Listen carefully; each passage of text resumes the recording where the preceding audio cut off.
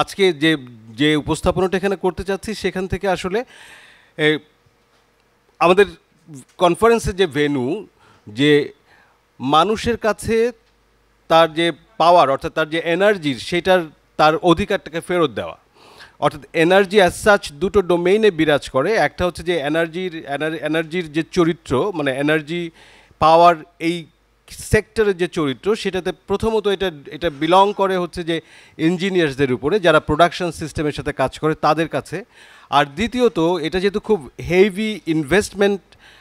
লাগে, ফলে এটার দ্বিতীয় জায়গাটা এটা বিলং করে, মানে আলোচনার জায়গাটা বিলং করে হচ্ছে যে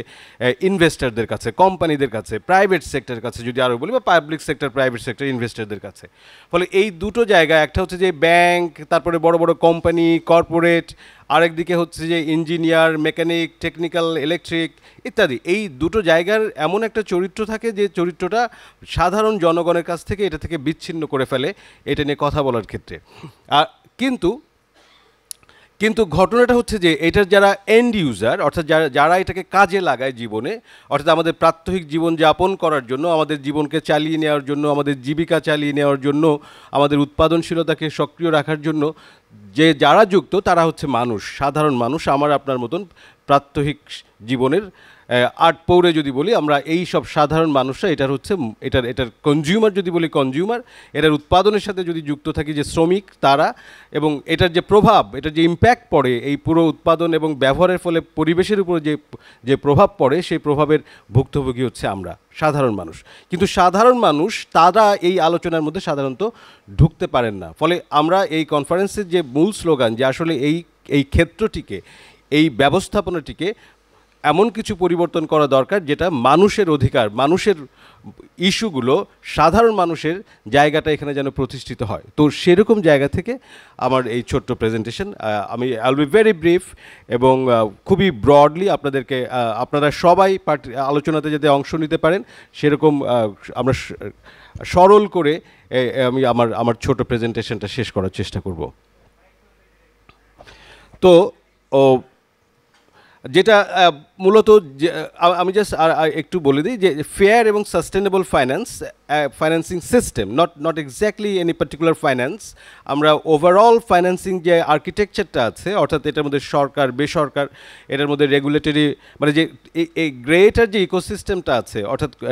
এই জ্বালানি এবং বিদ্যুৎ তৈরির যে সার্বিক যে একটা ইকোসিস্টেম আছে, সেই ইকোসিস্টেমের মধ্যে ন্যায্যতা এবং সাস্টেনেবিলিটিতে কনসার্ন কি, অর্থাৎ টেকসই করা, অর্থাৎ যে প্রক্রিয়াটি আমরা ইনস্টল করতে যাচ্ছি বা যে প্রক্রিয়াটি আমরা ব্যবহার করব, তার যেমন একটা টেকসইয়ের ব্যাপার, আরেকটা মূল কনসার্নটা হচ্ছে যে এটা যেন এমনভাবে সাস্টেনেবল করা যে আমার বর্তমান প্রজন্মের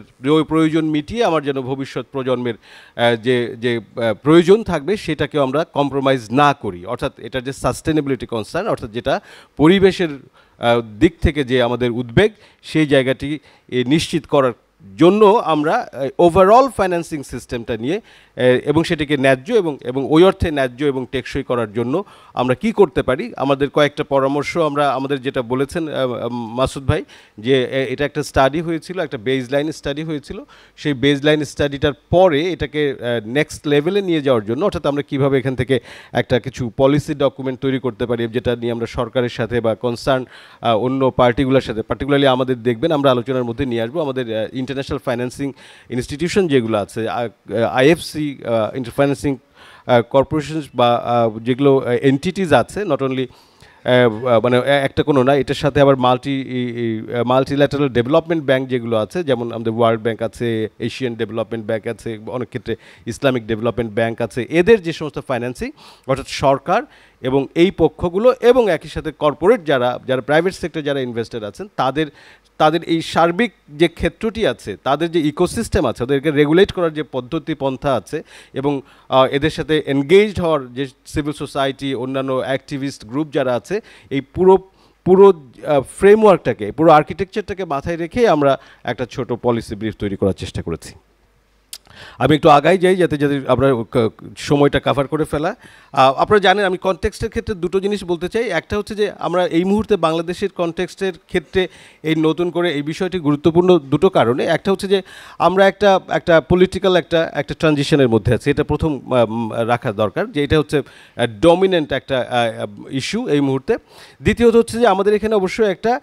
কন্টিনিউয়াস একটা আমাদের ইকোনমির যে অবস্থা সেখানে একটা গ্রোথ ড্রাইভ আছে, যে আমাদের অর্থনীতিটাকে আমরা আরও আরও আরও বাড়াতে চাই, কারণ আমাদের এখানে প্রচুর কর্মসংস্থানের সংকট আছে, আমাদের দারিদ্র্য আছে, আমাদের প্রচুর বিনিয়োগ লাগবে। ফলে অর্থনীতিতে একটা গ্রোথ ড্রাইভ আছে, মানে ইনার একটা অ্যাপেটাইট আছে এবং ড্রাইভ আছে, সেটা আমাদের কনটেক্সটের আরেকটা ঘটনা। কিন্তু একই সাথে আমরা গত 15-20 বছর ধরে, কিংবা বলা যেতে পারে গত 30 বছর ধরে যে ইকোনমিক ট্র্যাজেক্টরির মধ্যে আছে, যে অর্থনৈতিক উন্নয়ন ধারার মধ্যে আছে, সেই ধারার কতগুলো বৈশিষ্ট্যের মধ্যে অন্যতম বৈশিষ্ট্য হচ্ছে যে এটা পরিবেশের জায়গাগুলোকে মাথায় রাখেনি। পরিবেশের যে মূল্য দিতে হচ্ছে এই এই এই এই অর্থনৈতিক ধারার ফলে, সেটা আমরা খুব বিবেচনা করিনি। এবং একই সাথে এই অর্থনৈতিক উন্নয়ন, যদি কোট আনকোট উন্নয়ন শব্দটাকে যদি বলি, তার ফলে যে সমাজে যে ইনইকুয়ালিটি ক্রিয়েটেড হয়েছে, যে এক্সপ্লয়টেশনটা হয়েছে, সেটাও মিটিগেশনের ব্যাপারে যথেষ্ট মনোযোগ দেয়নি। ফলে এই কনসার্নগুলোকে আমরা অর্থাৎ বাংলাদেশের যে কনটেক্সটে আমরা ফেয়ার অ্যান্ড সাস্টেনেবল ফাইন্যান্সের কথা বলছি, সেই কনটেক্সটের মধ্যে এই ইস্যুগুলো রয়ে গেছে। তো সেটাকে মাথায় রেখে, যেহেতু আমরা দাবি করছি বা আমরা আশা করছি বা মনে করছি যে এই মুহূর্তে একটা নতুন সুযোগের সম্ভাবনা তৈরি হয়েছে, যে আমরা অনেক কিছু পুরনো যেভাবে দেখতাম সেগুলোকে একটু ঝালাই করার সুযোগ এসেছে এবং নতুন করে দেখার সুযোগ এসেছে। ফলে সেই সুযোগটাকে কাজে লাগিয়ে, সেই মোমেন্টামটাকে কাজে লাগিয়ে আমরা এই পাওয়ার এনার্জি সেক্টরেও যদি এটাকে সাস্টেনেবল এবং ফেয়ার করার উদ্যোগগুলো নিতে পারি, তাহলে সেটা হয়তো মানে এটা হয়তো লোহাটা যথেষ্ট খানিকটা গরম হয়তো এই মুহূর্তে, যেটাকে আঘাত করলে হয়তো প্রয়োজনীয় ফলাফল আসতে পারে বলে আমরা ভাবছি। তো এই ফাইন্যান্সিয়াল সেক্টরের ক্ষেত্রে যেমন এটার মধ্যে আপনারা জানেন যে আমরা বলছিলাম যে ব্যাংক এবং নন ব্যাংক ফাইন্যান্সিয়াল ইনস্টিটিউশনস, অনেক লিজিং কোম্পানি, অনেক ইনভেস্টমেন্ট কোম্পানি, অনেক ইকুইটি কোম্পানি আছে, ক্যাপিটাল মার্কেট ইন্টারমিডিয়ারিজ আছে, এরা মিলাই হচ্ছে আমাদের টোটাল ফাইন্যান্সিয়াল সেক্টর। এই ফাইন্যান্সিয়াল সেক্টরটাকে রেগুলেট করার মধ্যে বা এটার একটা গ্রিন ফাইন্যান্সিং বা সাস্টেনেবল ফাইন্যান্সিং ক্ষেত্রে আমাদের তেমন কোনো আলাদা উদ্যোগ নেই। একমাত্র আমরা দেখেছি অফকোর্স আমাদের যে মুজিব ক্লাইমেট প্রসপারিটি প্ল্যান যেখানে ছিল, এবং আমাদের সাস্টেনেবল ডেভেলপমেন্ট গোলে যে আমাদের যে কমিটমেন্ট ছিল, সেই কমিটমেন্ট অনুযায়ী যদি আমরা কাজ করতাম এবং আমাদের পরিকল্পনাগুলোকে যদি অ্যালাইন করতে পারতাম, তাহলে সাস্টেনেবিলিটি কনসার্নটা অ্যাটলিস্ট অনেক জায়গায় আসার কথা। কিন্তু তার রিফ্লেকশন আমরা দেখিনি। ওরকম ওভারআর্চিং জায়গাতে কিছু ছাড়া কথা ছাড়া এটার বাস্তবে প্রয়োগযোগ্য বিধি, নিয়ম, রীতি সেই জায়গাতে তেমন কিছু আসেনি। কিন্তু বাংলাদেশ ব্যাংকের একটা সাস্টেনেবল ফাইন্যান্স পলিসি যেটা করেছিল, সেখানে একটা 5% লং টার্ম গ্রিন ফাইন্যান্সিংয়ের একটা কমিটমেন্ট তারা জেনারেট করতে বলেছিলেন আমাদের ফাইন্যান্সিং ইনস্টিটিউশনগুলোকে, যদিও সেটা পর্যন্ত আমরা তার রেসপন্স খুবই কম দেখেছি। ফলে ওভারঅল আমরা দেখেছি যে আসলে এই ফেয়ার এবং সাস্টেনেবল করার ক্ষেত্রে ফাইন্যান্সিংকে, সেটার তেমন কোনো বন্দোবস্ত আমাদের বাংলাদেশের বর্তমান রেগুলেটরি ফ্রেমওয়ার্কে কিংবা ইনভেস্টমেন্ট যে ইকোলজিটা আছে, এই ইকোসিস্টেমটা আছে, সেখানে বিরাজ করছে না। এরকম একটা কনটেক্সটে আমরা যদি বলি যে আমরা কি করতে চাই, কি করা দরকার, সেটা এক নাম্বার হচ্ছে যে গভর্নেন্স এবং ওভারসাইটের জায়গা থেকে যে strengthen regulatory frameworks to enforce sustainability mandate and reduce inefficiencies. Of course governance স্ট্রাকচারটা এটাকে যেমন মানে সঙ্গত কারণেই বলতে হবে যে নন পারফর্মিং লোনস যেটা আছে, সেটা সিভিয়ার একটা অবস্থা আছে। সেটা শুধুমাত্র এই সেক্টরে ইনভেস্টমেন্ট না, এটা ওভারঅল আমাদের যে ফাইন্যান্সিং সিস্টেমটা আছে সেটার উপরে চাপ প্রয়োগ করেছে। সেটার ফলে ওভারঅল ইকোনমির উপরে একটা ভয়ঙ্কর রকমের প্রেশার তৈরি করেছে এই নন পারফর্মিং লোন। ফলে এইটাকে স্ট্রিমলাইন করার জন্য যে পর্যাপ্ত মানে ল আছে, কিন্তু লগুলোকে এনফোর্স করা এবং সেটার ওভারসাইট করা, রেগুলারলি মনিটর করা, সেই জায়গাতে ঘাটতি আছে, সেটা তৈরি করা। এবং অফকোর্স